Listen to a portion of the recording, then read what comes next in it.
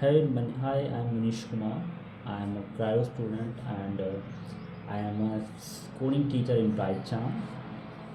So I'm here to answer a JavaScript question, and that is, what do we mean by template string or template literals, and how do they differ from the traditional way of concatenation the string?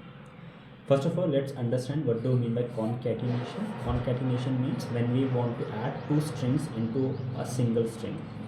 Suppose we have two strings like the first name and the last name. So we ask to use a different way, like what is your first name and then your last name. And if you want to concatenate both the strings, so we can like concatenate and assign it into a single name, single variable, that is full name. So that is concatenation. Add two strings into only one string. And what do we mean by template literals or template string? It is the new version of Java. It is launched in the new version of JavaScript, that is in ECMA 6, that we can concatenate the string but not using the traditional way. So in the traditional way, how we are doing it? We are doing it using the plus, the addition operator. So what we are doing it, we are just writing a string, then using that plus operator, then we are again typing the second string.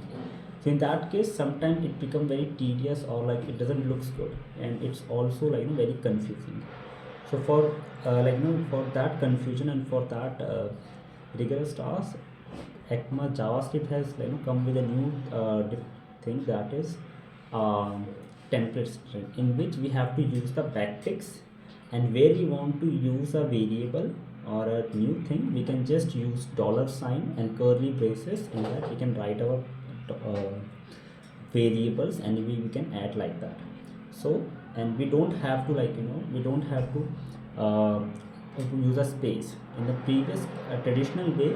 If you want to use a space, if you want to use the next line, we just have to type a br tag, or we have to use a escape sequence in that, and that something also become very confusing because of and if you want to use any variables, we have to use that plus operator. So to removing that confusionness and